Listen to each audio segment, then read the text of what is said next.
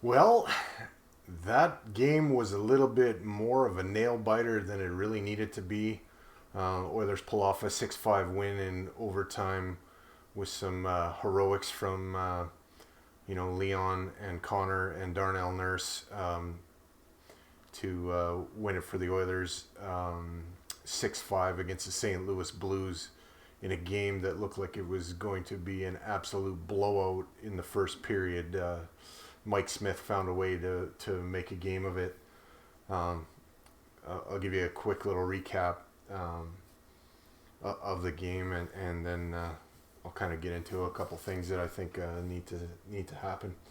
So first period, first shift, Smith makes a save early, and that leads to basically a breakaway at the other end of the ice for Zach Cassian, who's trying to find his game, but he's got a breakaway and he misses the net. Shortly after that, Draisaitl collects a turnover by the Blues, makes a nifty backhand drop pass to Yamamoto, who in turn makes a pretty play over to Zach Hyman, who makes no mistake and beats Jordan Binnington. It's 1-0 Oil. And I start thinking about the biblical sized plague of the Oilers, not being able to start fast and score first and all of that. Kind of seems like a bit of a distant memory, since Jay Woodcroft has taken over. We're not talking about piss poor starts, being a consistent thing with this team. They don't start every game now with a lead, but they definitely don't start every game trailing 1 or 2-0 like they were before at the end of Tippett's tenure here. After that, Smith makes a save on Buchnevich, who kind of collects his own rebound, goes for the little merry-go-round skate behind the net and puts it home, and it's 1-1. I didn't like that goal. I thought Smith should have had time to kind of get over it and at least make an attempt to make a save, and seemed to kind of get lost and be sort of diving late to try to get across, like he can't push across or something, or his skating is not there, or there's still a groin injury. I don't know what it is, but he just didn't look good there. So it's a 1-1 game. Shortly after that, Zach Hyman, feeling it, makes it 2-1 for the Oil. 5 minutes in, and all the hype on this game was it was gonna be a defensive, kind of struggle and hard to get your ice and all of that. And early on, it's 2-1 Oil, and feeling good again. And I'm thinking Zach Hyman is on another level tonight, and he's on his way to get a hat trick in the first period. Little ways after that, there was a great stretch pass from Puliarvi, who sprung McDavid for a breakaway. Connor tries to go 5-hole, but Binnington is up to the challenge and makes a save. Then Bouchard gets whistled for slashing. Smith makes a good save on a redirect from Buchnevich. And then Kane scores on a shorty after failing to get a pass across to Yamamoto, but he sticks with it, gets his own rebound and on the pass and beats Binnington. Then shortly after that, McDavid bangs in a rebound off a shot from Kane on a fabulous keep at the line from Tyson Berry. I'm starting to think the Kane, Puliarvi, McDavid line is a real handful for other teams, and when you have that, and then you follow that up with Draisaitl, Hyman, and Yamamoto, that's a tall task. If we can get that third line going and kind of have 3 lines coming at you in waves, I think we're going to be a tough team to contend with.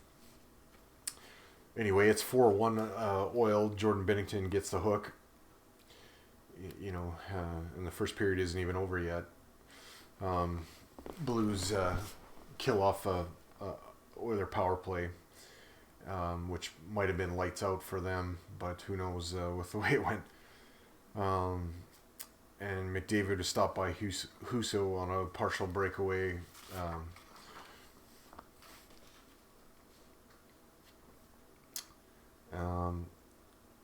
To close out the period, Smith makes a good save on Saad to keep it 4-1.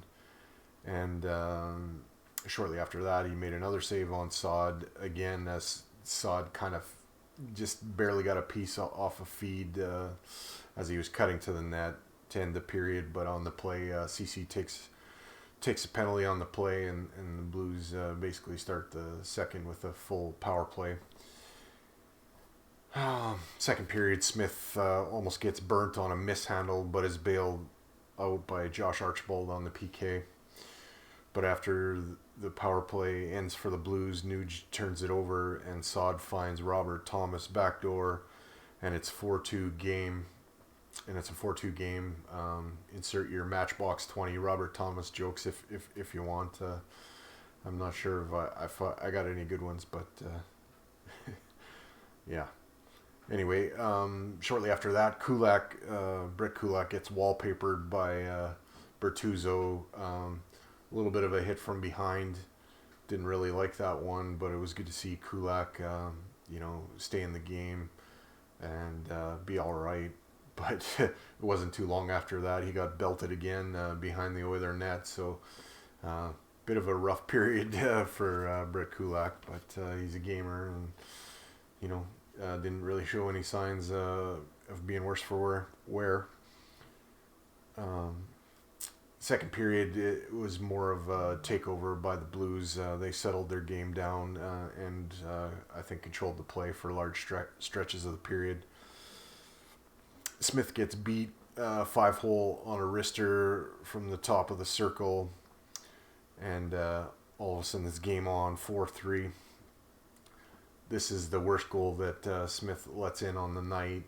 You just can't, get beat in the NHL on a wrister from the top of the circles. That just can't happen. And that kind of goal is deflating, and it kind of gives the Blues some belief, and they took advantage of that and made a game of it. It was a big goal, though. Shortly after that, Nurse drops it to Kane. Kane fires it on net, and Husso makes a save, but kind of drops the puck. And Nurse, instead of going behind the net, goes to the net, collects the rebound, and puts it, as Mike Lang would say, where Grandma keeps the cookies with the backhand shelf. And it's 5-3. We got that 2-goal cushion again, which proved to be something we needed, because the third period was pretty eventful too. 2 minutes in, the Blues make it a 1-goal game off a broken play. Buchnevich, scoring. And then shortly after that, Fogle takes out the knee of Rosen and gives the Blues a power play and a chance to tie it up on kind of a stupid penalty. He's skating towards the back of the net, going to try to collect a loose puck, but skates right through the knee of a Blues guy. I didn't like that penalty. I thought that was really unnecessary, and luckily for Fogle, we got a big kill and got out of that unscathed. But shortly after, tie game on an O'Reilly pass where Cody Ceci can't tie up his man, and it's redirected home by Barbashev. I don't fault Smith for that goal. That one to me is on Cody Ceci, but Smith definitely opened the door with his play earlier in the game. So game remains tied, and we go to overtime. And St. Louis Blues kind of adopted the strategy that some other teams have taken against this club, where, if we start McDavid and Draisaitl and we try to, end it early, other teams kind of in the Tippett, in Tippett's reign here, when we were playing McDavid and Draisaitl for a minute and a half, 2 minutes, 3 minute, overtime shifts, would just stall. And that's what St. Louis did. They didn't really go on the attack much. They just hung back and tried to tire out Connor and Leon and Darnell.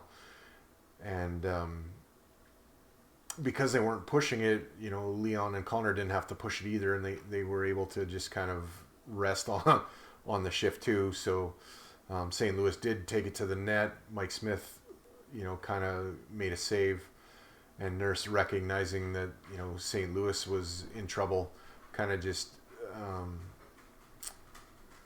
funneled the puck up the boards outside the blue line. Leon collected it and made a nice feed, sending McDavid in basically on a breakaway, and Connor made no mistake.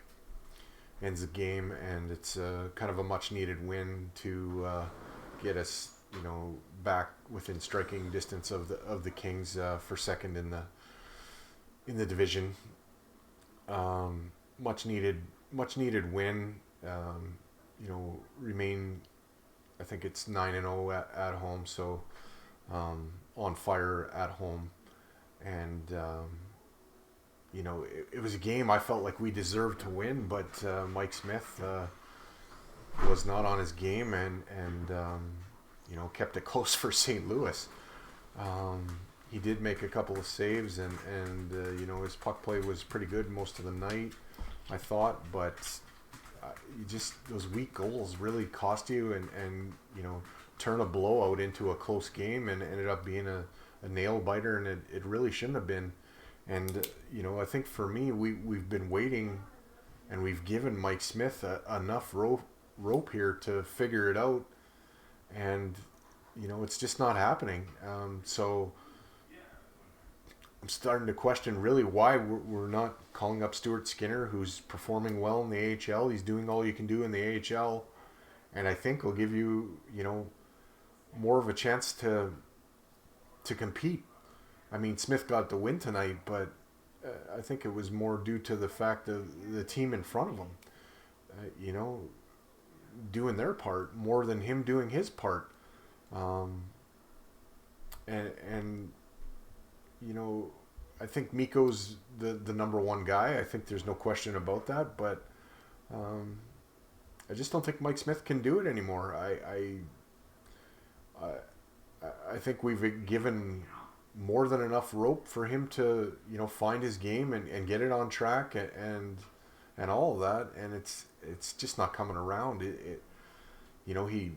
That wraparound goal, he wasn't even close, and he had time, and he's diving because he can't push across or whatever it is. He's overcommitting on pucks, and I don't know, just doesn't look comfortable in the net at all to me, in terms of his movement. He gets out, he plays the puck, and he's doing, what he does there. He was lucky he didn't cough it up once, but for the most part, he's playing the puck well. But it just, I don't know, he just looks really uncomfortable in the net, and it's not fluid, and it's shaky, at best, I would say.